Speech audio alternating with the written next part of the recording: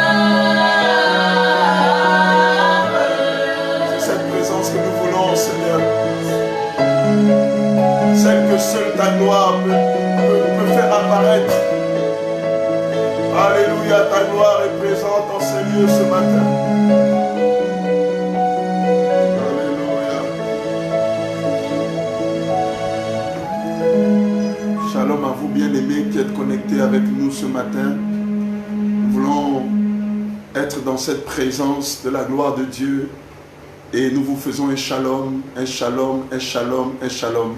Alors je veux que tu salues quelqu'un en faisant un shalom, en écrivant shalom. Connectez-vous, partagez au maximum. Nous avons un message très fort ce matin, poussé par l'Esprit de Dieu. Et je voudrais encore pendant quelques secondes que tu dises encore avec moi ta gloire. Si tu peux écrire là-bas ta gloire. Est-ce qu'on peut encore le chanter un instant pendant quelques secondes?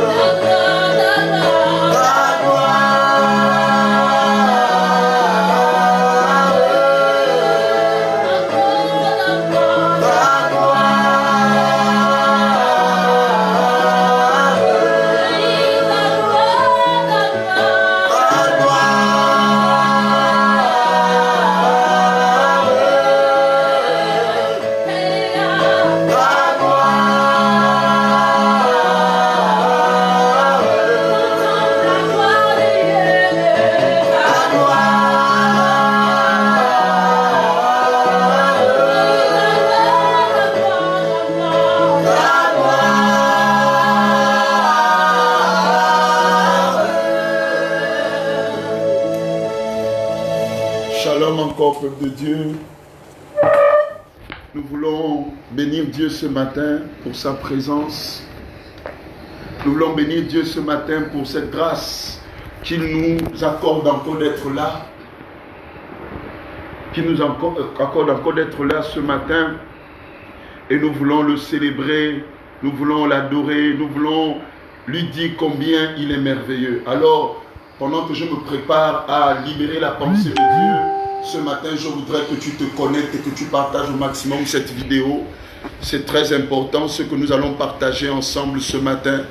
Alors, je t'invite, bien-aimé, de là où tu te trouves, à partager au maximum la vidéo. Partage au maximum la vidéo afin que le maximum de personnes rentrent en connaissance de la pensée de Dieu ce matin. Alors nous t'invitons encore, nous prenons encore quelques secondes, le temps d'attendre les retardataires. Connectez-vous, connectez-vous parce que ce matin Dieu veut parler à son peuple. Ce matin Dieu veut se révéler à son peuple.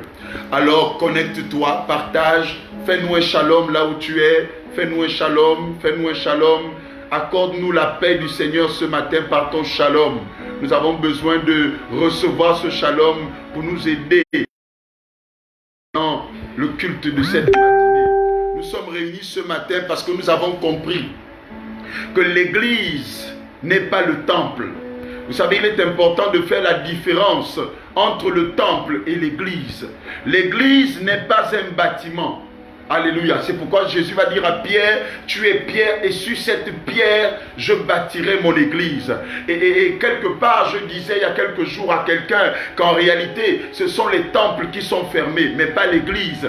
Parce que l'église n'est pas un bâtiment. L'église, c'est un frère, une sœur en Christ. L'église, c'est quelqu'un qui a donné sa vie à Jésus et qui a compris son rôle et sa mission dans la présence de Dieu. Et c'est pourquoi nous sommes là. Parce que malgré le confinement, nous avons confiance en Dieu. Malgré le confinement, nous croyons que la saison dans laquelle Dieu veut amener l'église à un niveau supérieur est arrivée. C'est pourquoi ce matin, s'il te plaît, connecte-toi, connecte-toi. Toi qui n'es pas encore connecté, fais-le maintenant parce que nous avons besoin de ta présence en ce moment-là pour entendre les oracles de Dieu ce matin. Alors partage, partage, partage, partage. Alléluia. Merci Saint-Esprit. Alléluia. Alléluia. Alléluia. Nous élevons ta sainteté ce matin. Merci de prendre le contrôle de ces instants. Merci de conduire ces moments. Merci d'inspirer nos pensées, nos esprits. Alléluia. Saint-Esprit, prends le contrôle maintenant. Alléluia. Alléluia. Alléluia. Alléluia, nous bénissons ton nom. Connectez-vous, connectez-vous, nous attendons encore quelques secondes. Connectez-vous, connectez-vous, connectez-vous. Merci Saint-Esprit. Merci Saint-Esprit. Alléluia. Merci pour ta présence ce matin. Alléluia, alléluia. Alléluia, alléluia, merci pour le son, merci pour le son. Alléluia. Nous élevons ton nom ce matin. Alléluia. Alors bien aimés, nous voulons commencer ce matin par cette pensée que Dieu a déposée dans mon cœur. Nous voulons ouvrir nos Bibles ensemble dans Genèse au chapitre 12. Genèse au chapitre 12. Genèse chapitre 12, nous lisons à partir du verset 1. Genèse chapitre 12, ouvre ta Bible là où tu es. Genèse chapitre 12. Merci Saint-Esprit parce que ce matin nous voulons monter en dimension. Alléluia, nous voulons monter ce matin à une dimension supérieure. Genèse chapitre 12, est-ce que tu as la page là-bas? Fouille ta Bible, ouvre-la rapidement, rapidement, rapidement. Merci Saint-Esprit. Genèse chapitre 12. Que dit la Bible? La Bible dit ceci. L'Éternel dit à Abraham, va-t'en de ton pays, de ta patrie, de la maison de ton père, dans le pays que je te montrerai. Je ferai de toi une grande nation et je te bénirai. Je rendrai ton nom grand et tu seras une source de bénédiction. Je bénirai ceux qui te béniront et je maudirai ceux qui te maudiront. Et toutes les familles de la terre seront bénies en ton nom. Je voudrais le relire. L'Éternel dit à Abraham, va-t'en de ton pays, de ta patrie, de la maison de ton père dans le pays que je te montrerai. Je ferai de toi une grande nation et je te bénirai. Je rendrai ton nom grand et tu seras une source de bénédiction. My God. Je bénirai ceux qui te béniront et je maudirai ceux qui te maudiront. Et toutes les familles de la terre seront bénies en ton nom. Ouvrons le livre dans Genèse chapitre 49. Je voudrais faire la lecture avant que de commencer ma prédication maintenant. Genèse 49. Lisons le verset 22. Merci Saint-Esprit. Genèse 49.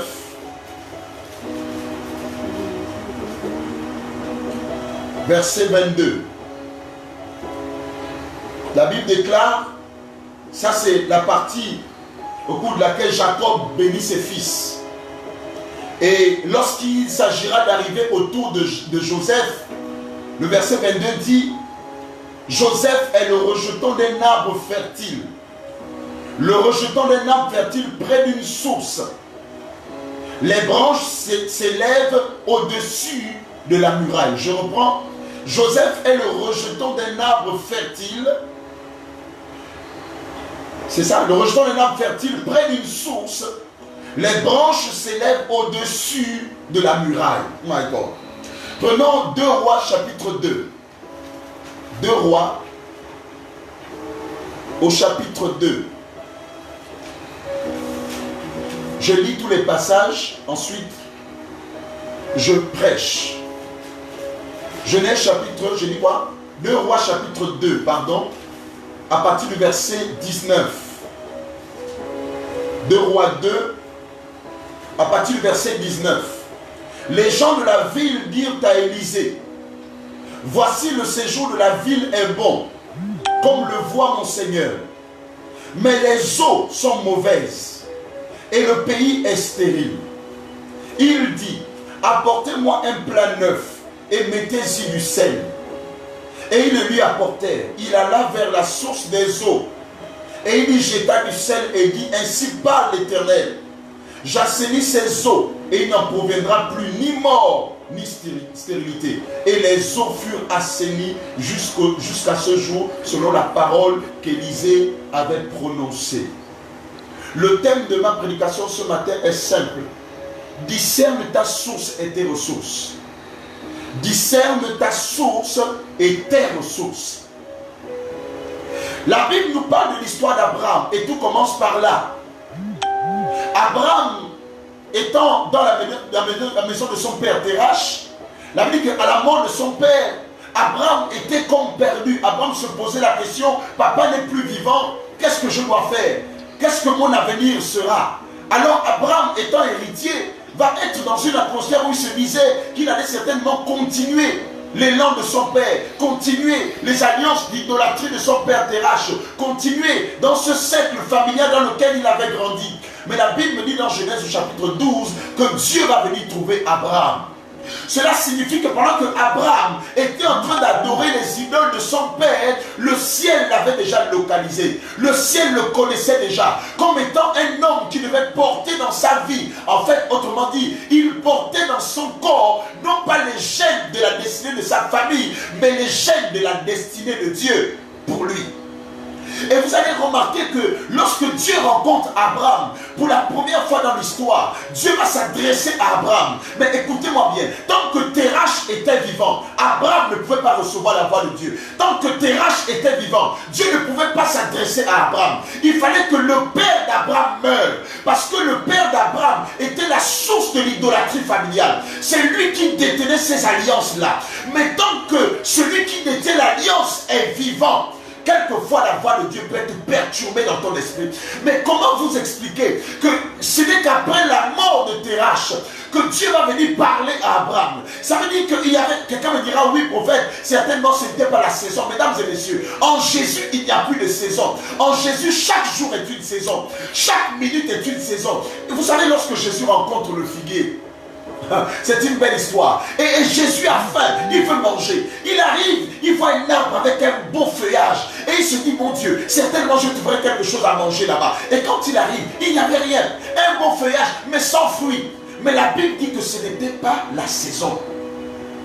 Vous devez comprendre que dans le cycle d'un figuier, il y a 2 saisons. Il y a la saison qui constitue la période au cours de laquelle le figuier doit produire des figues. Mais il y a la pré-saison. La pré-saison, c'est la saison au cours de laquelle un arbre change de feuillage. Mais au fur et à mesure que le temps passe, cet arbre commence à produire comme des semblants de fruits, comme des fleurs à l'intérieur desquelles il y a des boules. En fait, quand Jésus est venu devant le figuier, il savait que ce n'était pas la saison des figues.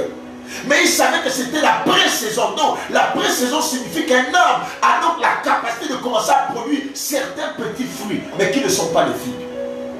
Alors Jésus va maudire le figuier. Pourquoi? Parce que le figuier n'a pas pu produire dans la pré-saison. Je ne m'aide pas là-dessus parce que c'est une autre pensée. Mais Abraham, et avec son père, ah my God, j'ai envie de parler à quelqu'un ce matin. Il y a des personnes dans ta vie qui font écran à la voix de Dieu.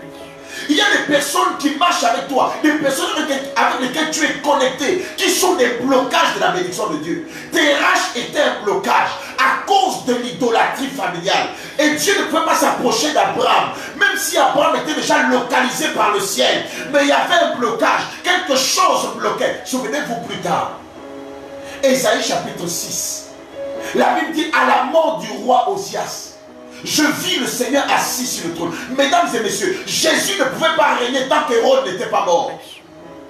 Lorsque Jésus est né, Hérode a décidé de tuer tous les enfants de 0 à 2 ans parce qu'il voulait tuer le Mashiach.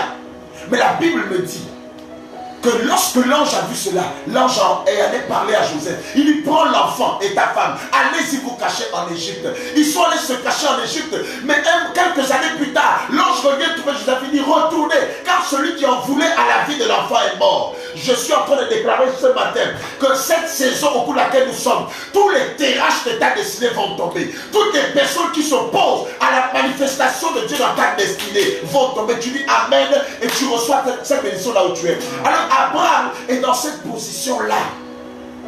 Bien-aimé, pendant que je méditais ce passage, je me suis rendu compte que si Abraham n'avait pas discerné la voix de Dieu, Abraham allait continuer l'alliance de son père. Il y a des personnes qui ne réalisent pas et qui ne comprennent pas que dans la vie de l'homme, il y a 2 types de destinée. Il y a la destinée que tu as trouvée, ce que j'appelle la destinée familiale. Tu nais dans une famille par alliance de sang ou de nom. S'il y a un cycle de fonctionnement, chaque famille fonctionne dans un cycle d'alliance. Mais souvent, 90% de personnes ne vivent pas leur destinée, mais vivent la destinée cyclique familiale.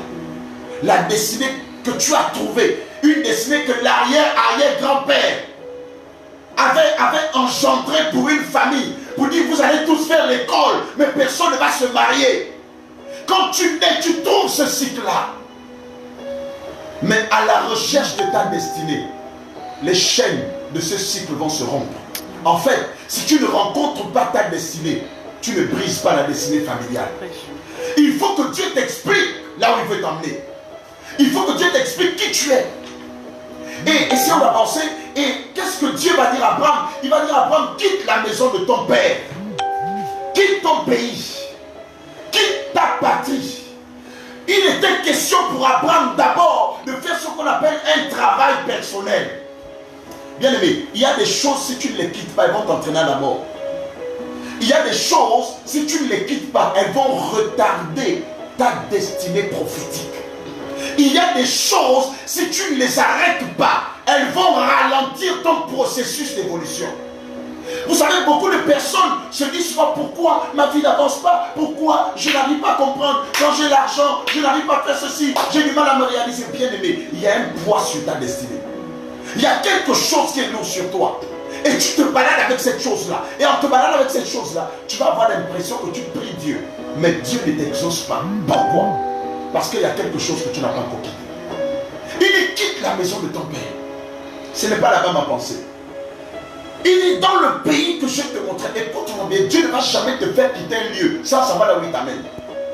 Dieu ne va jamais te demander de quitter quelqu'un sans savoir qui tu vas rencontrer. Il y a des choses, si tu ne les laisses pas, tu ne rencontres pas Dieu. Et si tu ne rencontres pas Dieu, tu ne rencontres pas ta destinée. Il dit, non seulement il dit quitte, mais il dit quitte pour aller là où je veux t'amener. Ça veut dire au-delà de ce que tu es, au-delà de ce que tu as, Dieu a tracé une destinée pour toi. Il y a un lieu qui t'attend.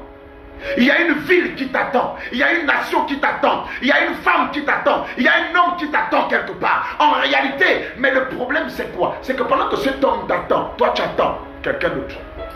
Tu attends qui? Pendant que ta bénédiction t'attend, toi tu attends une autre bénédiction. Ce qui t'attend, t'attend. Je mal dit ça. Ce que tu attends, t'attend. Il y a des bénédictions que nous attendons, mais ces bénédictions aussi nous attendent. Pourquoi? Parce que nous sommes figés. Parce que nous sommes focalisés. Parce que nous sommes attachés.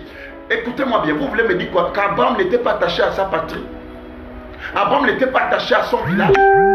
Abraham n'était pas attaché à la maison de son père. Il était l'héritier. Abraham était attaché, mais Dieu va lui dire, monsieur, ce que je veux faire avec toi ne peut pas se faire dans cette maison-là. Ce que je vais accomplir avec toi impose que tu quittes cet environnement-là. Écoutez-moi bien. Et Dieu dit, je ferai de toi une grande nation. Je veux que s'il y a possibilité que tu soulignes le verbe faire dans ta Bible. Il dit je ferai de toi. Quand il dit je ferai de toi, Dieu est en train de dire à Abraham je vais te construire. Faire, ça dit, il dit je ferai de toi. C'est dans la dimension de la transformation. Ça veut dire je vais opérer, non pas sur ta vie, non pas sur ton argent, non pas sur tes richesses, mais c'est toi que je localise d'abord. Vous savez, souvent nous avons besoin que Dieu nous bénisse, mais en fait, Dieu a d'abord besoin de nous trouver. Vous savez, la femme samaritaine a fait quelque chose. Elle est allée et elle a dit, si je puis toucher le pan de sa robe, je serai guéri. Ce qui est choquant, c'est que quand la femme a touché le pan de la robe de Jésus, en fait, c'est elle-même qui a été touchée. C'est-à-dire, elle s'est dit, si je touche, je vais recevoir. Mais en fait, en touchant, au lieu qu'elle touche Jésus, c'est Jésus qui l'a touché. L'onction est revenue sur elle. C'est-à-dire, elle a touché le manteau. Il y a des choses, my God, que tu as besoin de toucher pour être touché. Il y a des personnes que tu as besoin de rencontrer pour être rencontré. Quand Saül a rencontré Samuel, quelque chose s'est passé. Les ânesses qui étaient perdues, non seulement ont été retrouvées, mais Saül a retrouvé sa destinée prophétique dans la rencontre avec Samuel. Il y a des rencontres que tu dois faire qui vont ouvrir le champ de ta destinée. Écoute-moi bien, toi qui me suis. Il y a des personnes qui ne savent même pas ce à quoi Dieu les appelle. Mais de fois, ce à quoi Dieu t'appelle peut être révélé par une connexion, par quelqu'un que Dieu va mettre sur ton chemin, qui va ouvrir tes yeux. Il y a des personnes qui sont des miroirs pour les autres. Il y a des personnes qui sont des miroirs. De fois, tu ne vois pas la beauté de ton visage, mais c'est au travers de quelqu'un que Dieu va révéler ton identité. C'est au travers de quelqu'un que ta destinée va être visible. Mesdames et messieurs, et Dieu va dire à Abraham, je ferai de toi. Dieu veut faire de toi quelqu'un. Dieu a envie de travailler ta vie. Il veut d'abord te façonner. J'ai l'habitude de dire que si la gloire qui t'attend est supérieure à toi, tu ne la vivras pas. Je te choque. Si la gloire qui t'attend est plus grande que ce que tu es, tu ne rentreras pas dans cette gloire. En réalité, la gloire est fixe, elle est figée, mais c'est toi qui dois travailler, de telle sorte que ton caractère, tes habitudes soient fonction de la gloire qui t'attend. Écoute-moi bien, tu ne peux pas aller au marché, t'acheter une robe et revenir avec cette robe à la maison sans l'essayer.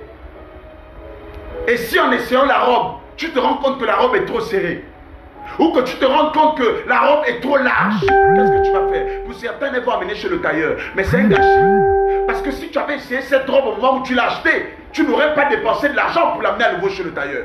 Tu es obligé d'essayer pour qu'elle soit juste sur toi. Moi, je suis un homme. Quand je vais acheter un costume, je ne l'achète pas. Ensuite, je vais essayer à la maison. Non, j'essaye le costume au moment où je veux l'acheter. Si le costume me va bien, j'achète le costume. Mais il y a des personnes qui veulent porter des manteaux qui sont plus gros que leur corps. Il y a des personnes qui veulent porter des manteaux qui sont trop serrés pour eux. Oh my God. Il veut une onction. Oh, Dieu veut lui donner la triple onction. Il veut un esprit de prière alors que Dieu l'appelle à l'intercession. Il y a des personnes qui portent des manteaux qui sont plus gros. Regarde, ton manteau là est trop large pour toi. Grossis encore.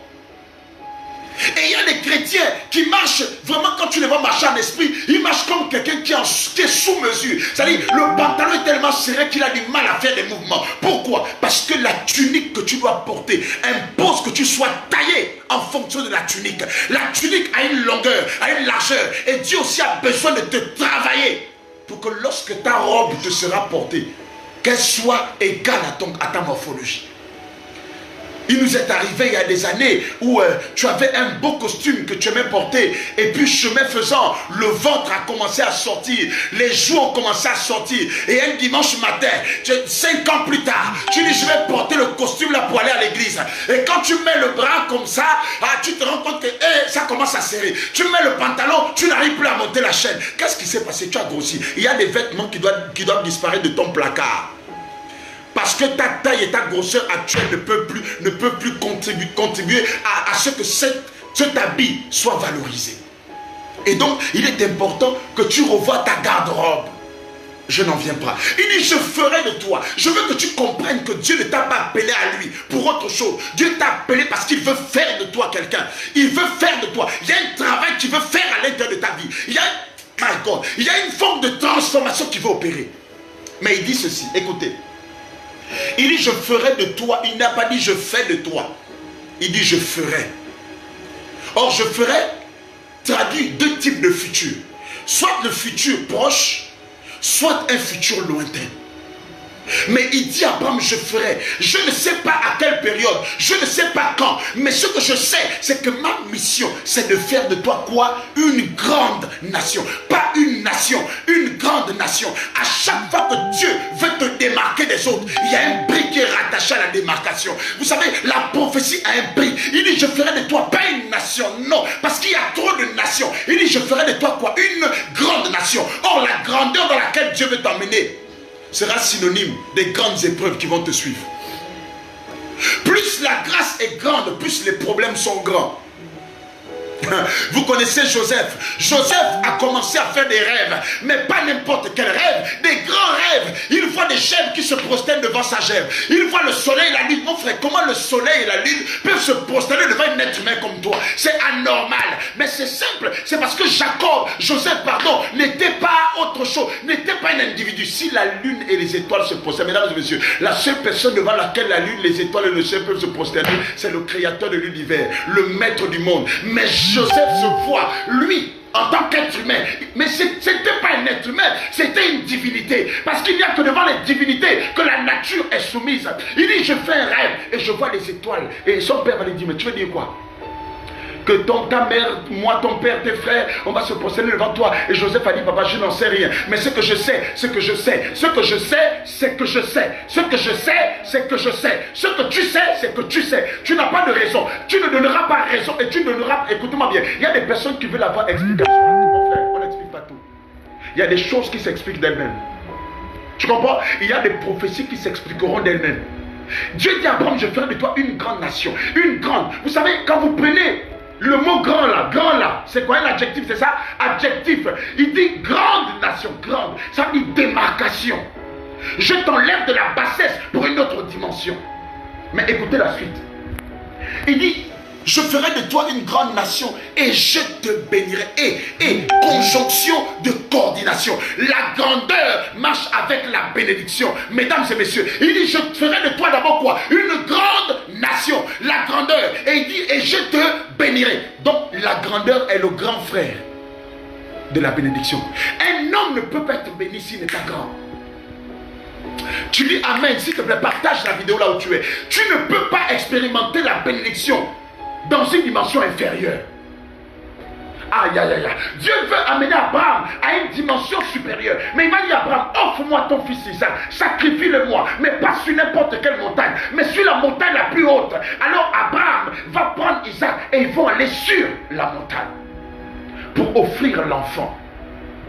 Pourquoi? Parce qu'à chaque fois que la bénédiction est grande, l'épreuve est grande. Mais l'épreuve te conduira sur la montagne sur laquelle la bénédiction doit te localiser.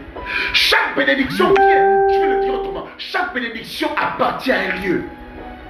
Il y a des lieux, il y a des personnes qui ne sont pas bénies, mais qui sont bénies par le lieu. Permettez que je l'explique. Je ne voulais pas aborder ce point, je vais l'aborder. Dieu trouve Adam. Adam a mangé le fruit. Quand Dieu maudit Adam, Dieu dit à Adam, qu'est-ce qu'il dit? Il dit, je maudis le sol.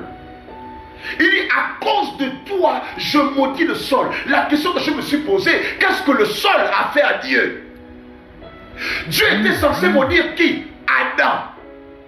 Mais Dieu est conscient que dans Genèse 1, 26 à 28, il avait déjà béni Adam. Il dit à Adam, tu es, et Dieu les bénit. Dieu dit, soyez féconds, multipliez. Adam était déjà béni. Donc Dieu ayant béni Adam, n'a plus la capacité de maudire Adam. Alors Dieu, pour ne plus, c'est-à-dire voyant le blocage dans le principe de la malédiction, va donc se dire, ce gars est déjà couvert par ma bénédiction. Donc ma bénédiction ne peut plus se changer en malédiction, mais je vais maudire la source de ses énergies. Le sol. Dieu dit, je maudis le sol à cause de toi. Mais écoutez-moi bien. Dans Genèse chapitre 4 plus loin, Dieu va trouver Caïn. Caïn va tuer Abel. Mais quand Dieu va maudire Caïn, Dieu ne dit pas à Caïn, je maudis le sol. Mais Dieu dit à Caïn, Caïn sera maudit. Donc il y a des personnes qui sont maudites et il y a des endroits qui sont maudits. Dieu n'a pas maudit Adam, mais Dieu a maudit quoi? Le sol. Mais dans la malédiction de Caïn, Dieu n'a pas maudit le sol, Dieu a maudit Caïn. Donc si Caïn est maudit, le sol ne peut rien produire à Caïn. Mais si Adam est béni et que Dieu a maudit le sol, la bénédiction qu'Adam transporte peut changer la malédiction du sol en bénédiction. Donc il y a des personnes qui sont bénies, mais dont les activités sont stériles. Tu me suis? La bénédiction de Dieu est sur toi, mais tu ne comprends pas pourquoi les choses ne marchent pas. La bénédiction de Dieu est sur toi, mais tu ne comprends pas pourquoi tu n'arrives pas à produire. Qu'est-ce qui se passe? Dès que je touche là, ça tombe. Dès que je commence à commettre, ça tombe. Dès que je tombe un travail, on m'enlève. Qu'est-ce qui se passe? Mais je sens Dieu à côté de moi. Maintenant, je vais t'enseigner quelque chose de très dangereux. C'est qu'il y a un niveau de la bénédiction où l'environnement ne te catalyse plus, où l'environnement ne te définit plus. Mais c'est toi qui définis l'environnement par ta présence. Ça veut dire que tu as la capacité d'enlever, de prendre ce que tu transportes et de relâcher ça dans un environnement pour que l'environnement te produise des résultats favorables. Mais Caïn était déjà maudit, un homme maudit. Même si tu lui donnes 1 milliard, il dilapide ça en un temps record. Pourquoi? Parce que la malédiction qu'il transporte affecte les activités qu'il entreprend. Quand quelqu'un est maudit, il y a des gens qui sont maudits parce qu'ils transportent la malédiction avec eux. Mais il y a des personnes dont on a juste maudit les activités. Mais si Dieu est pour toi, qui peut être contre toi? Personne. Si Dieu t'a béni, qui peut te maudire? Personne. Mais si Dieu t'a maudit, qui peut te bénir? Personne. Vous voyez le contraste? C'est qu'il y a des personnes qui marchent dans la vie, mais il y a des Adam et il y a des Caïn. Caïn, c'est le type de chrétien sur qui on doit faire un travail de délivrance sérieux.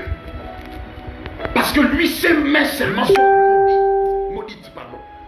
Il marche avec la bénédiction. C'est-à-dire, toi, de temps en temps, les choses marchent bien pour toi. Mais depuis que tu l'as rencontré là, tu sens que ça ne marche plus. Les business se tournent plus bien. Il y a des gens qui transportent la malchance.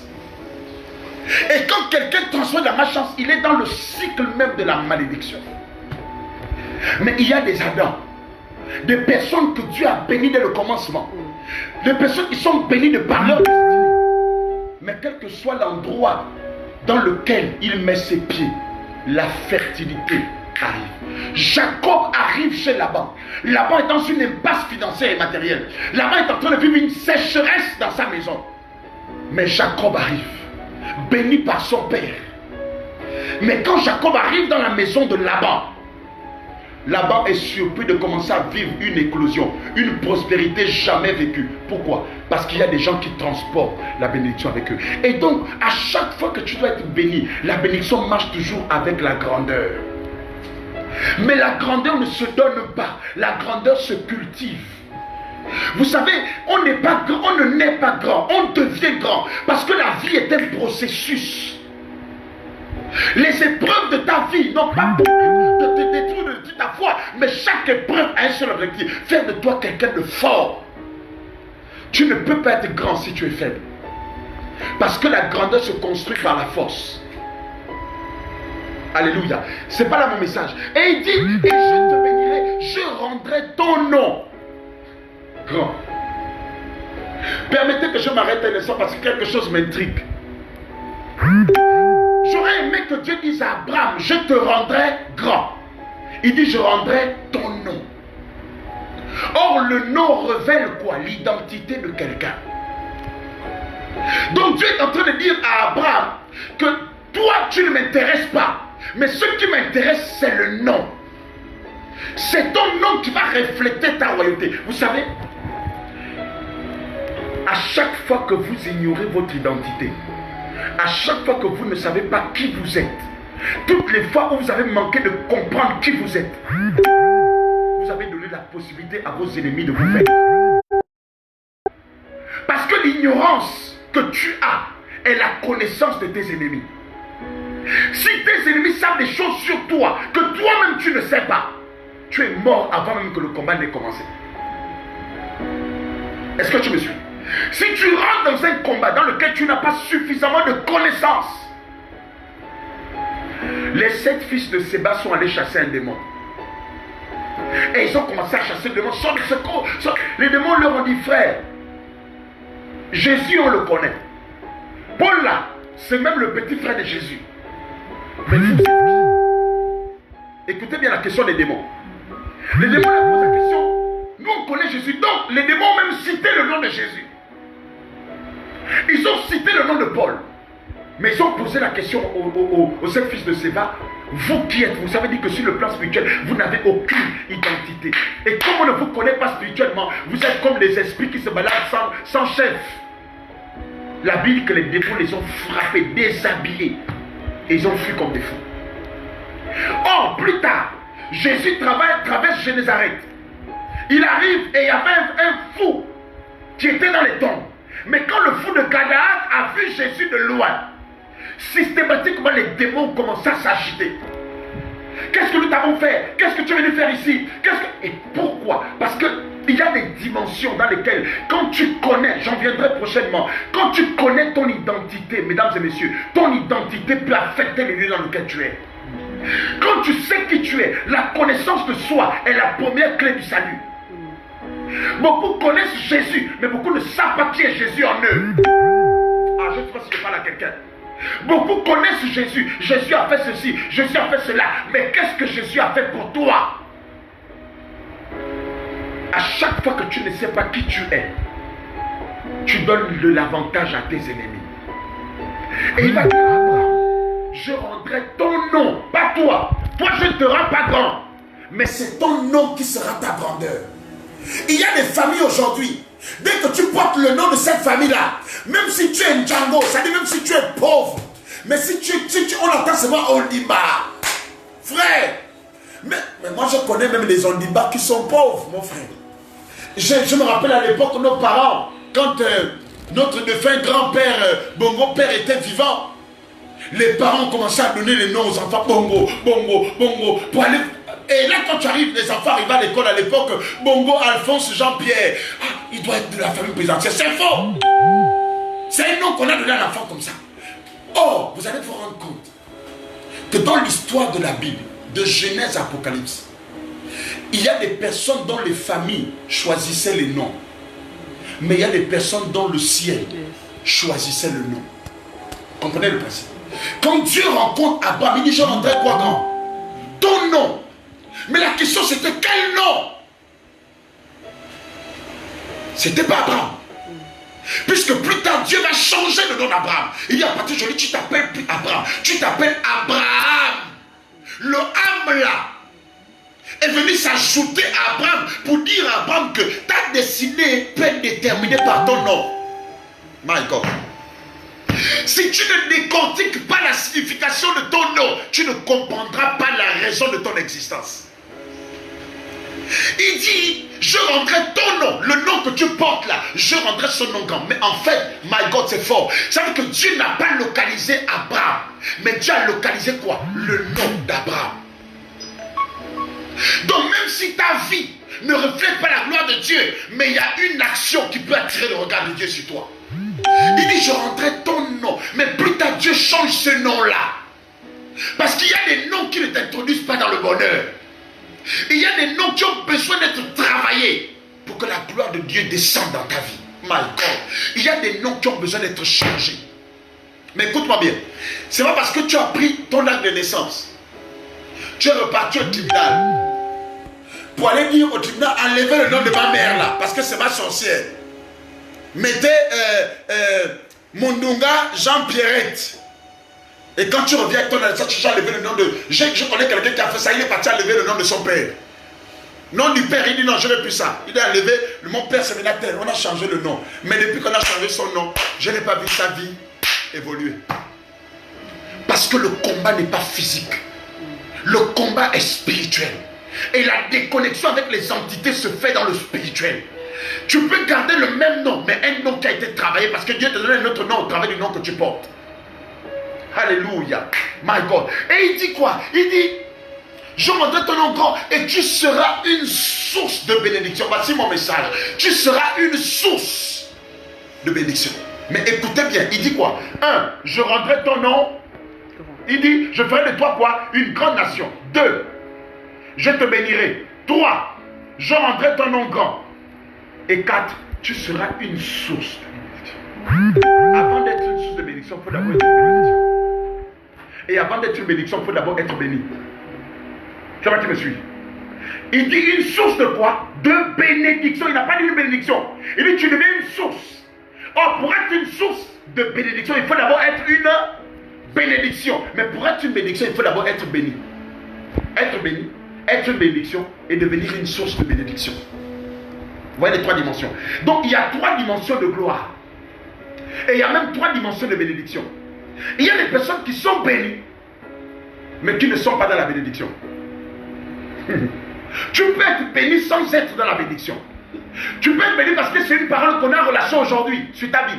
Mais quand tu es une bénédiction, c'est-à-dire on ne prophétise plus sur toi. Ta vie devient une bénédiction journalière et régulière. C'est-à-dire quand tu regardes le possible de ta vie, il n'y a que bénédiction, bénédiction. Et je déclare en ce mois que l'Éternel t'introduit dans la... On est fatigué. Ainsi par l'Éternel, vous êtes bénis, je te bénis. Et nous les hommes, nous sommes de fois très très forts là-dessus. Ma fille, tu es bénie. Je déclare qu'à partir d'aujourd'hui, tu n'es plus béni. Tu deviens une bénédiction au nom de Jésus. Je déclare que tu deviens une bénédiction. Vous savez, quand vous devenez... Quand tu deviens une bénédiction, tu ne cherches plus la bénédiction, tu es la bénédiction. Tu la transportes avec toi. Et ensuite il dit, je ferai de toi une source de bénédiction. Et là j'ai envie de te poser la question à quelqu'un. Tu ne peux pas être une source si tu n'as d'abord été une ressource. Vous ne le savez pas. Et tout le monde s'arrête pour dire, Dieu a dit à Abraham, tu seras une source de bénédiction. Source veut dire point d'origine. Une source veut dire point de départ à partir duquel d'autres personnes seront impactées. Ça veut dire Dieu dit à Abraham qu'à partir d'aujourd'hui, c'est à partir de toi que les nations seront bénies. Il dit tu deviens une source, c'est-à-dire les autres quittent les nations pour venir s'abreuver chez toi. Mais tu ne peux pas être une source si tu n'as jamais été une ressource. Parce que en fait, la source produit les ressources. Mais les ressources ne sont pas des sources. Je vais essayer d'expliquer cela. Lorsque les eaux de Méribée ont été assainies par Élisée dans 2 Rois, nous l'avons lu tout à l'heure, Élisée a fait quelque chose qui m'a choqué. My God. 2 Rois 2. Lisons le verset 21. Il alla vers la source des eaux. Il y a des problèmes dans ta vie qui ont besoin qu'on aille à la source. J'ai appris dans le langage prophétique que même la prophétie a besoin d'opérer dans la vie de quelqu'un qui connaît sa source. Quand tu ne connais pas ta source, tu auras du mal à t'élever. Élisée alla où? À la source des eaux. Et il y jeta du sel et dit. Élisée n'est pas allé au milieu des eaux. Il n'est pas allé à la fin des eaux. Il est allé à la source. Parce que si la source est amère, les eaux seront amères. Si la source est mauvaise, les ressources seront mauvaises.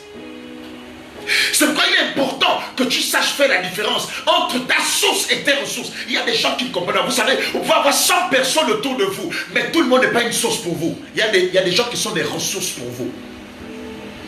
Une source, c'est le point de départ. Une ressource, ce sont les moyens dont tu auras besoin pour accomplir les rêves. Les ressources, ce sont les stratégies, ce sont les personnes que tu vas mettre autour de toi. La question que j'ai envie de te poser ce matin, qui est ta source? La première source de l'humanité, c'est Dieu. Même la Bible dit qu'au commencement était quoi? La parole. C'est la parole qui a tout créé. La source de l'humanité, c'est la parole. Maintenant, je vais rentrer dans une profondeur pour qu'on comprenne et je vais terminer. Quand Dieu crée Adam, Dieu est la source d'Adam. Et Adam est la ressource du jardin. Mais quand Dieu bénit Adam et qu'il remet la royauté à Adam dans le jardin, Adam n'est plus une ressource. Adam devient la source du jardin. Je sais pas si quelqu'un me suit. Ça veut dire que c'est à partir d'Adam que tout se faisait dans le jardin. Je suis venu t'annoncer ce matin que pour cette saison dans laquelle nous rentrons, l'Éternel fera de toi une source. Pour ta famille, une source. Écoute bien le mot source. Le mot source veut dire que c'est possible qu'on vienne se ravitailler chez toi. Il y a des gens qui disent amen de prophétie. Après, quand tu te lèves samedi matin, tu vois la queue devant ta maison, la famille est là pour venir demander, tu dis, oh, vous me fatiguez, mon frère. Il y a des prières qu'on ne fait pas. Quand tu dis, allez, fais de moi une source de bénédiction, tu es en train de dire à Dieu, donne-moi les capacités pour aider les autres. Seigneur, fais de moi une source de bénédiction pour mes enfants. Mesdames et messieurs, tu seras surpris que Dieu, écoute-moi bien, chaque source a besoin de ressources. Une source qui n'a pas de ressources va tarir. Vous savez pourquoi? Parce que les ressources, quelquefois, peuvent, comment dire ça? Les ressources peuvent alimenter la source. Voilà une banque qui se crée. Un homme a une vision. Il dit, je crée une banque. Il crée la banque. Il commence par... la banque commence par une... comment vous appelez ça? Par une agence, merci. Une agence. Et l'agence tourne, l'agence tourne, l'agence tourne. 1 an, 2 ans plus tard, il ouvre une deuxième agence. 1 an plus tard, il ouvre une troisième, 10, 15, 20, 30 agences. Mesdames et messieurs, le jour où l'agence centrale a des problèmes financiers, qu'est-ce qu'on fait? On récupère les finances des agences ressources. Et on ravitaille l'agence principale. D'accord? Et c'est en principe, dans la logique même, c'est l'agence principale qui a donné naissance aux ressources d'agence, donc aux autres agences. Mais vous allez réaliser que à un moment donné, ce sont maintenant ces ressources-là qui ravitaillent l'agence centrale. Ça veut dire si quelqu'un arrive à la banque qui dit je suis venu prendre 200 milliards, si l'agence principale n'a pas 200 milliards, l'agence va récolter de l'argent dans les autres agences pour payer ce client-là. Vous comprenez? Et à chaque fois que Dieu vous établit comme une source de bénédiction, mesdames et messieurs, excusez-moi de vous le dire, ça va faire très mal. Parce que les gens sont beaucoup plus attirés par la source. Si à un moment donné, je m'attache, et là je vais essayer d'expliquer cela chrétien, si vous attachez à une ressource, vous allez sécher. Mais si vous attachez à une source, vous êtes ravitaillé régulièrement. Ça veut dire quoi? Dieu a cette capacité, et là je m'adresse aux hommes de Dieu qui me suivent certainement ou qui me suivront plus tard. Toutes les brebis dans nos églises ne sont pas des ressources. Mais il y a des hommes de Dieu qui font des ressources, des sources. Aussi la brebis là qui est dans l'église, qui va encore payer le loyer de l'église. Écoute, une brebis ne peut pas être ta ressource. Ta ressource c'est l'Éternel. C'est lui qui t'a appelé et c'est lui qui va pourvoir. Mais la Bible dit que quand Dieu envoie, il fait quoi? Il équipe. L'équipement que Dieu te donne là, c'est ce qu'on appelle les ressources. Il va t'amener des gens qui ont fait l'école. Il va t'amener des gens qui ont fait dans le secrétariat. Il va t'amener des gens qui ont fait dans l'électricité. Il va t'amener des gens qui sont des banquiers. Il va t'amener des gens qui sont des sénateurs. Mais c'est pour que plus tard, ces personnes soient des ressources pour ton ministère. Et non pas des sources. Si tu confonds ta source et ta ressource, tu n'iras pas loin dans la vie. Mais la chose que tu dois préserver, c'est ta source. Ta source. Et lorsque Jacob va bénir Joseph, il va libérer bénédiction sur Joseph. Lisons-le s'il vous plaît. Genèse 49. Si quelqu'un n'a pas de source, il ne pourra pas être une ressource. Marakataba. Je ne sais pas si quelqu'un me suit. Partage la vidéo, partage. Il dit Joseph est le rejeton d'un arbre fertile. Virgule. Le rejeton d'un arbre fertile près d'une source. Ça veut dire que ta fertilité est rattachée à ta source. Ta progression est rattachée à ta source. Tu te tiens à côté de quelle source? Qui t'a engendré? Si nous parlons de source, par exemple, nous aborderons l'aspect de la paternité spirituelle. Qui t'a accouché spirituellement? Personne ne tombe du ciel, frère. Nous sommes tous devenus chrétiens par quelqu'un. Il y a quelqu'un qui nous a parlé de Jésus dehors. Mais laisse-moi te dire que celui qui t'a évangélisé peut ne pas être ta source. Non.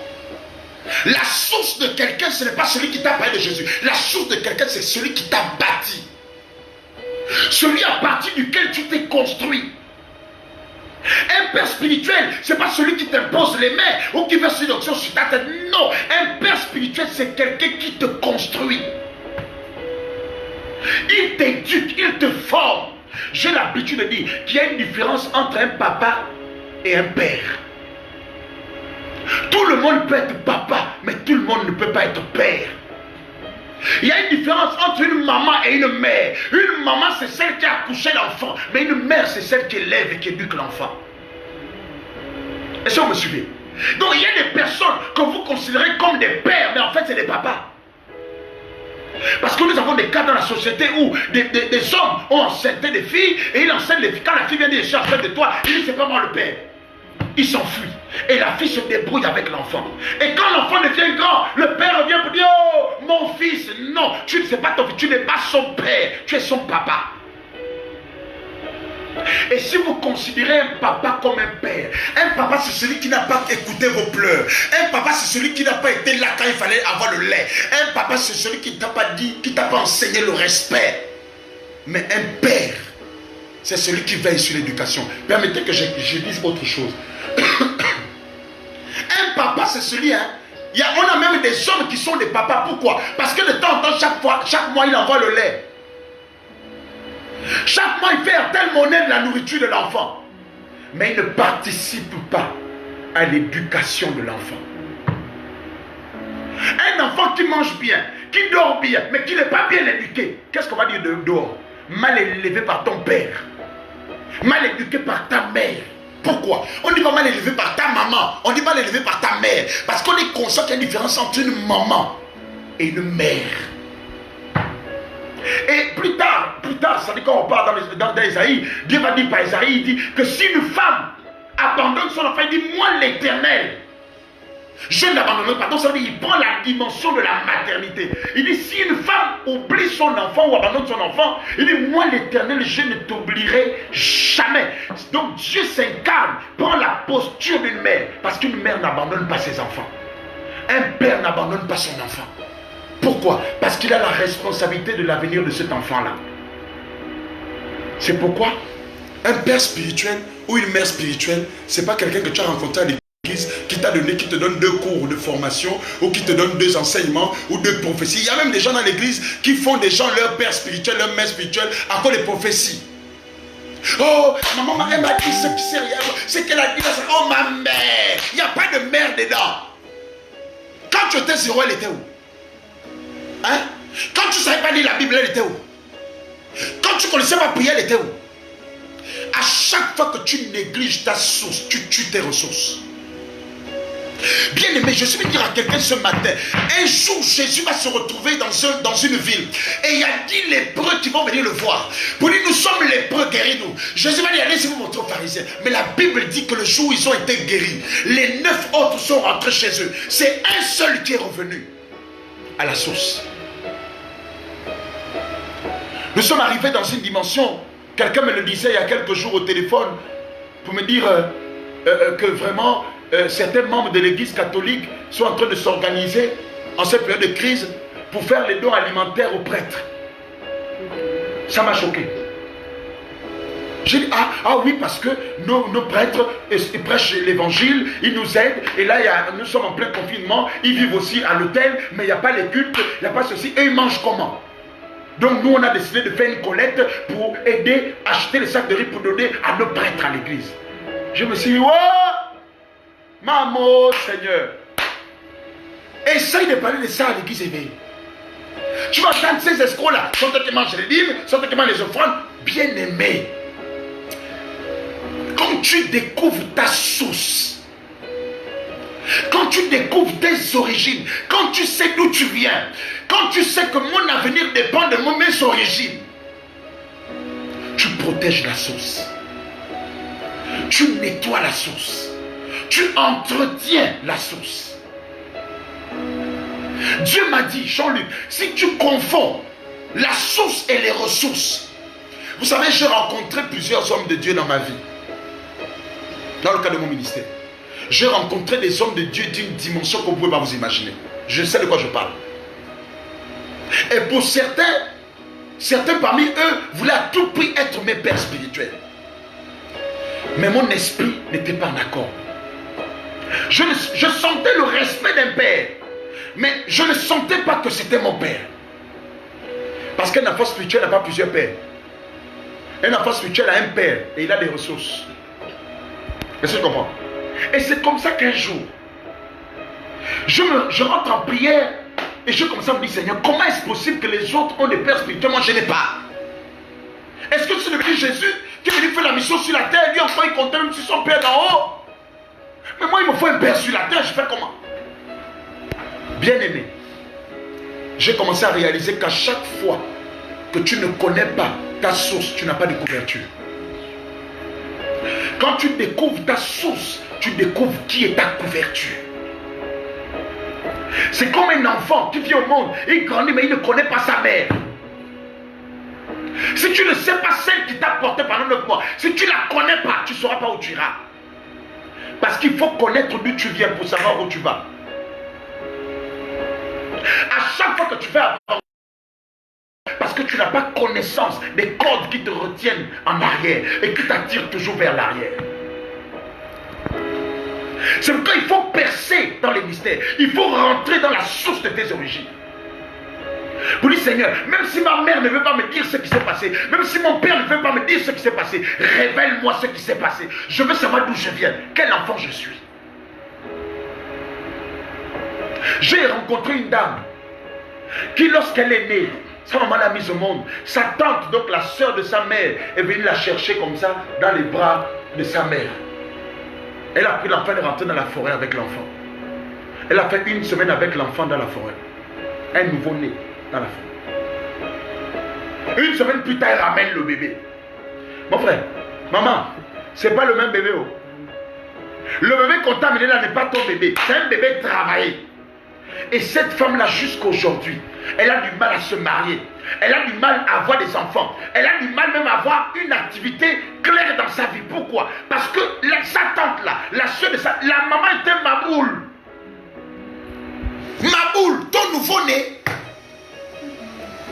Elle est allée gaspiller l'avenir de l'enfant. Vous savez, un nouveau-né, c'est facile de gaspiller son avenir. On n'a pas besoin de l'éduquer.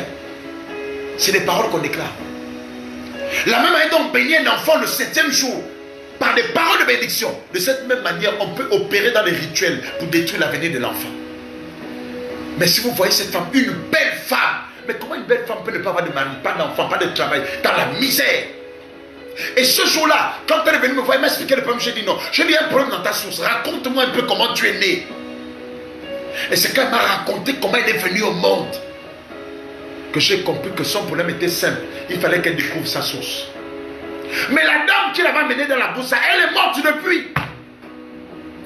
Comment on saura ce qu'elle a fait sur cet enfant-là? Il n'y a que le Réma. Le Saint-Esprit a la capacité de te révéler ce qui s'est passé il y a 3000 ans avant toi. Il est capable. Mais il est important que tu fasses la différence entre ta source et tes ressources. Il y a des personnes que Dieu met autour de toi, qui te soutiennent et qui t'aident. Ce ne sont pas tes sources, ce sont tes ressources. C'est des gens que Dieu met autour de toi pour t'aider, te soutenir dans un événement, dans une saison. Écoutez-moi bien, chaque saison a ses ressources. Mais chaque ressource n'est pas une source. Spirituellement parlant, qui est ta source? Je vais même aller plus loin. Physiquement parlant, qui est ta source? Est-ce que tu connais ton... Hein? Nous, les enfants déracinés, là, on ne connaît plus la culture. Hein? On viole même des lois établies. À chaque fois qu'un homme de Dieu... Moi, je suis choqué de voir des hommes de Dieu de notre génération aujourd'hui ne pas avoir de père spirituel. Mon frère, quand tu n'as pas de père, tu n'as pas de repère. Et si tu n'as pas de repère, tu te perds. L'onction n'est pas synonyme que Dieu est avec toi. Vous savez ça? La présence de Dieu a des niveaux dans ta vie. Il y a quelqu'un que Dieu doit mettre sur ta vie qui va impacter ta destinée. Ta source est un moyen d'impactation. Il y a des moments où, avec les activités que nous menons dans le cadre de Kézassi, il y a des moments où tu te sens épuisé, tu sens des attaques dans ta vie. Et souvent quand je ressens ces choses-là, je ne prie pas, je ne jeûne pas. Je vais à la source. Papa, ça ne va pas. Il me dit, mets-toi à genoux. Il prend l'huile d'onction, il prie sur moi. Quand je sens des recharges, je sens une énergie en moi. Qui est ta source et qui est ta ressource? Si tu as une bonne source, tu n'auras que des bonnes ressources. Parce que la source engendre les ressources.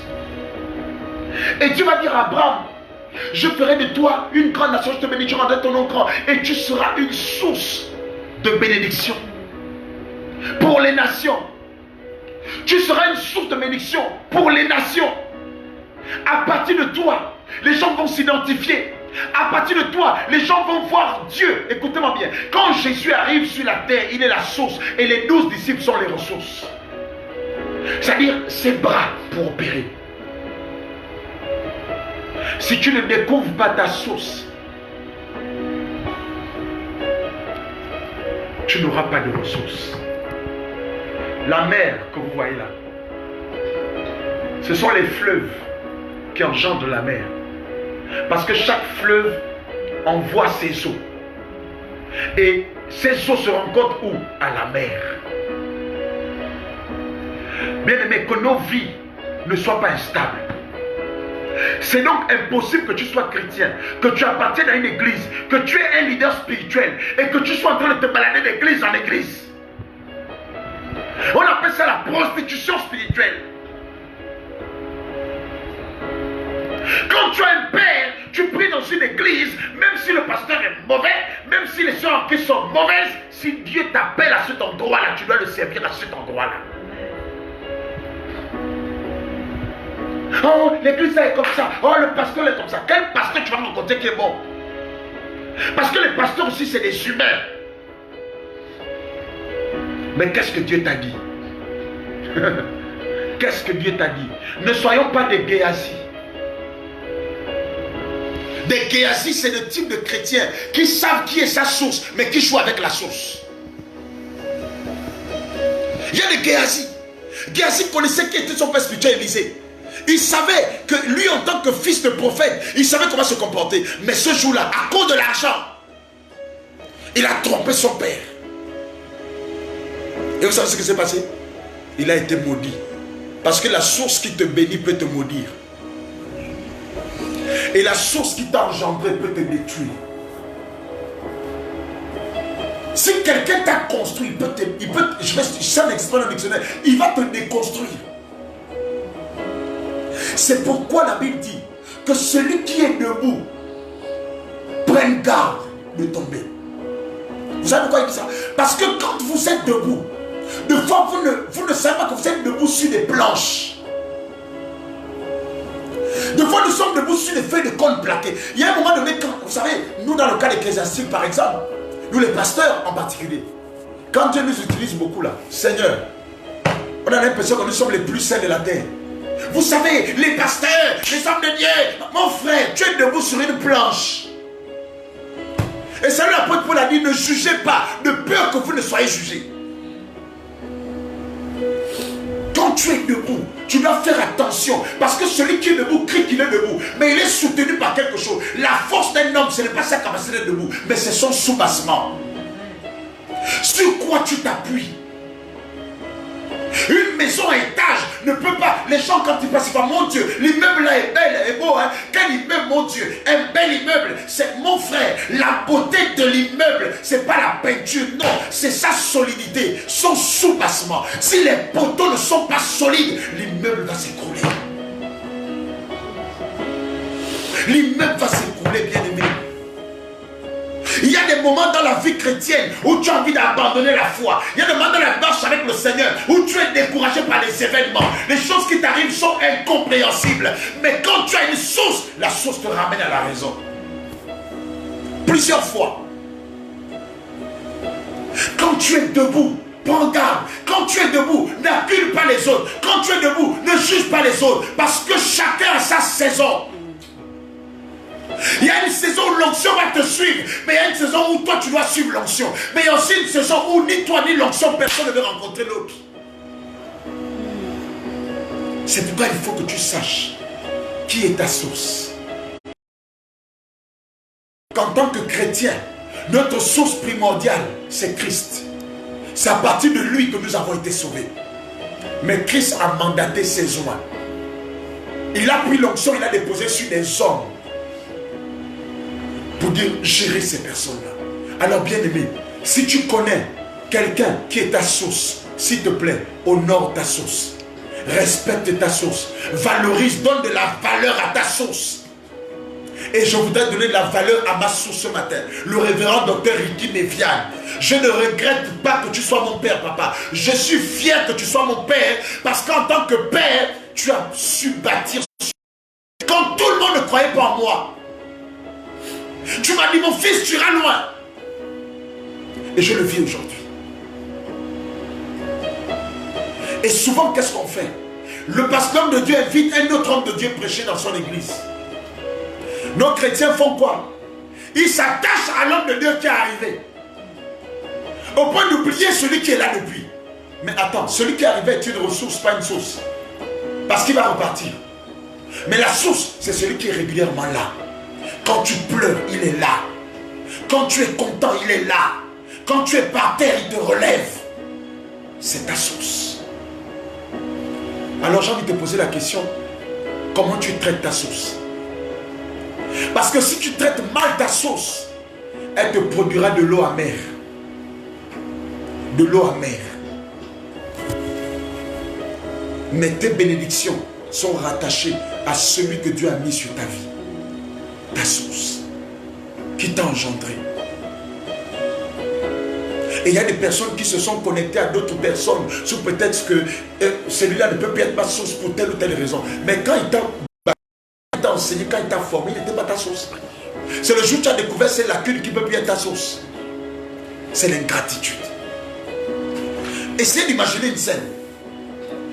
Les 10 lépreux que Jésus a guéris. Parce qu'il y a un qui est revenu, dit merci à Jésus.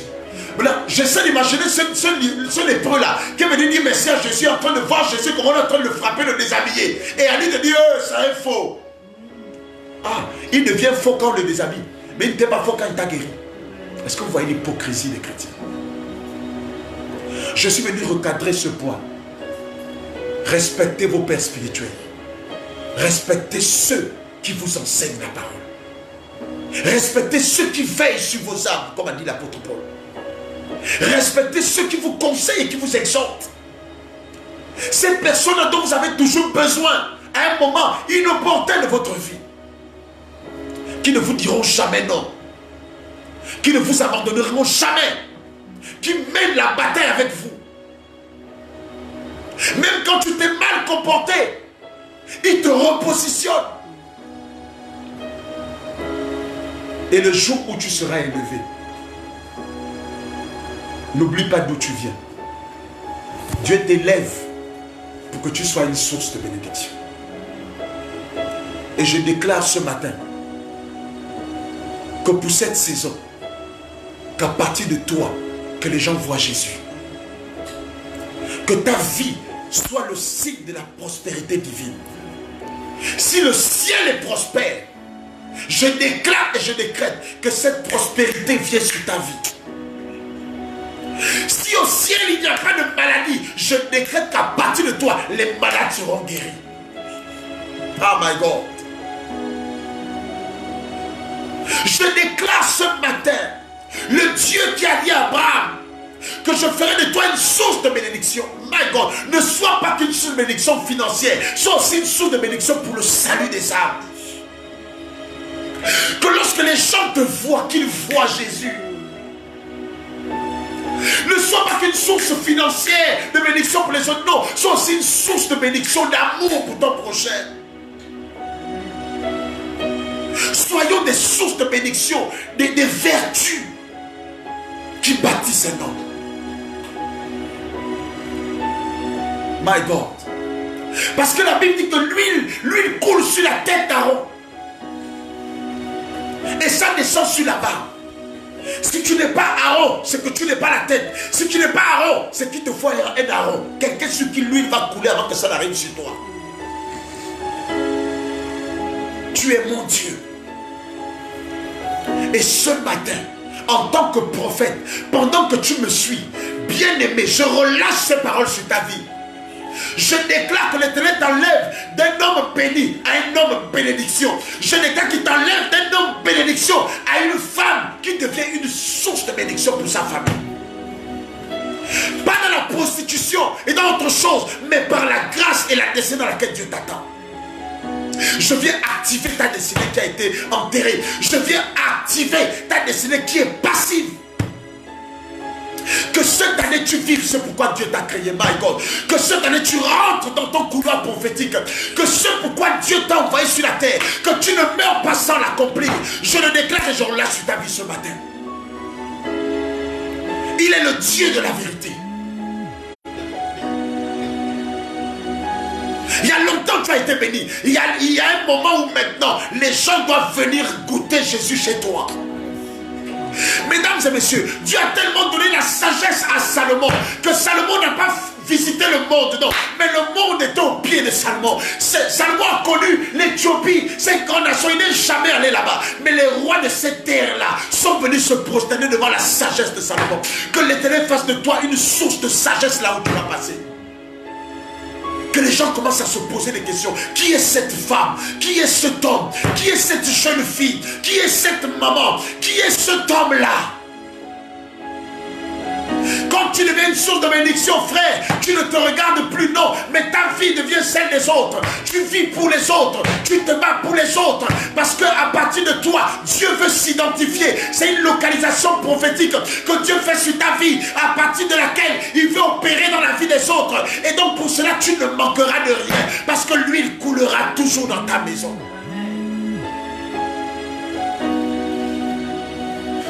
Quand tu réalises que tu es une source de bénédiction, c'est que c'est Dieu qui vit en toi pour les autres. Tu deviens une solution pour les autres. Je ne dis pas que tu donnes la solution, je dis que tu deviens une solution rattachée. Joseph était une source de bénédiction pour sa famille. Lorsqu'il y a eu la famine en Israël et dans les nations avoisinantes, c'est Joseph qui a nourri l'Égypte, qui a nourri Canaan, qui a nourri Israël en période de désert. Pourquoi? De sécheresse. Pourquoi? Parce que Dieu l'avait établi comme la source. Or, la source, à chaque fois que tu as une source de bénédiction, ne t'inquiète pas, il y aura des prosternations. C'est pourquoi Joseph a vu dans ses rêves les gerbes se prosterner devant sa gerbe. Il a vu les étoiles qui faisaient quoi? Qui se prosternaient. Il y a un même verbe qui revient là, c'est le verbe se prosterner. On ne se prosterne que devant la source. C'est pourquoi je ne me mets jamais à genoux devant n'importe qui. Je me mets à genoux quand je suis soit dans la présence de Dieu, soit devant mon Père spirituel. Parce que la prosternation est forme d'adoration. Et l'adoration est une clé dans le monde des esprits. Ah ma God, je refuse d'être béni. Mais j'accepte d'être une source de bénédiction pour les autres. dans tous les domaines de ma vie. Financièrement, matériellement, physiquement, intellectuellement, je veux être une source à partir de moi, Seigneur. Hé, Tabitha. Tabitha avait compris ces choses.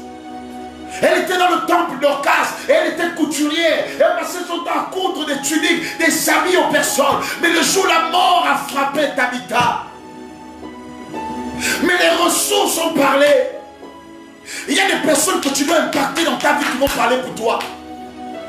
Il y a des choses que tu fais aujourd'hui dont tu ne mesures pas l'importance, mais quelques années plus tard, ces choses te reviendront.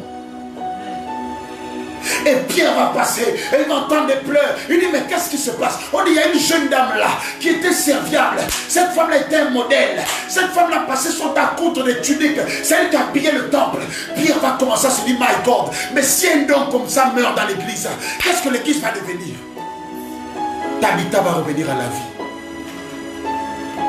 Parce que ce que tu sèmes, tu vas le moissonner. Ce que tu sèmes avec amour. Il y a une différence entre un enfant que les parents ont accouché avec amour et un enfant accidentel. Il y a des enfants qui sont venus au monde, papa et maman ne s'attendaient pas. C'est un accident. Mais il y a des enfants, papa et maman disent, ah chérie, on va faire l'enfant, il faut qu'on fasse l'enfant. Et vous allez voir que l'amour que ces deux parents-là vont donner à ces enfants-là dépendront du désir qu'ils ont eu d'avoir cet enfant. Un enfant désiré est différent d'un enfant accidentel. L'amour n'est pas le même. Ce que tu désires est plus fort que ce que tu as. Parce que ce n'est pas tout ce que tu as que tu désires. My God, il y a des choses qui t'arrivent non pas par désir, mais par accident. Mais ce matin, en tant que oint de Dieu, je déclare, comme Isaac, quels que soient les lieux que tu fréquenteras, tu trouveras des sources d'eau à ces endroits-là. Là où les autres n'ont pas pu avoir un emploi, je déclare que tu vas déposer ton dossier, ton dossier sera retenu. Je relâche les anges dans la ville afin de périr en ta faveur. Tu es béni. Et si tu es béni, rien ne peut t'arrêter. Mais tu dois travailler les dimensions de bénédiction. Mais n'oublie jamais et ne confonds jamais ta source et tes ressources. Il y a des gens qui sont autour de toi que Dieu met là pour t'aider, te soutenir. Ne mets pas ta foi sur eux. Parce que tôt ou tard, ils vont changer d'endroit. Les ressources sont comme les corps. Pendant un moment, il te nourrit. Et après, il disparaît. Mais si l'Éternel est avec toi, c'est que sa grâce est sur ta vie. Alors ce matin, Père, je prie pour toutes ces personnes qui me suivent maintenant et tous ceux qui vont suivre cette vidéo un peu plus tard. En tant que ton serviteur, je relâche ta grâce et ta faveur sur leur vie. En cette saison, oh Dieu, au cours de laquelle tu veux manifester ta puissance à un niveau supérieur. Tu cherches des vases d'honneur, des hommes et des femmes qui vont se mettre à part pour porter l'étendard de ta gloire.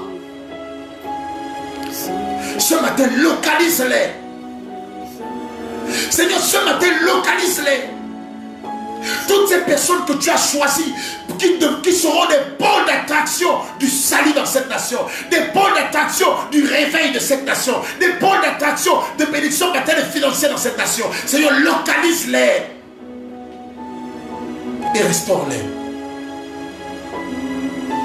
Nous voulons être des instruments de ta gloire, afin que les nations sachent que tu es le Dieu d'Israël, le Dieu bon et fidèle.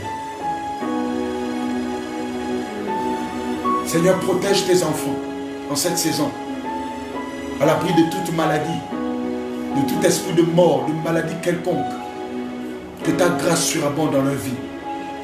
Que ceux qui me suivent, qui sont au Gabon, ceux qui me suivent, qui sont à l'étranger, la grâce et la bénédiction de l'Éternel soient ton partage. Et en tant que prophète, tu verras ces choses se manifester dans ta vie. Car la saison est favorable. Que la gloire et l'honneur te reviennent. Au nom de Jésus. Amen, amen, amen, amen. Que Dieu bénisse. Shalom.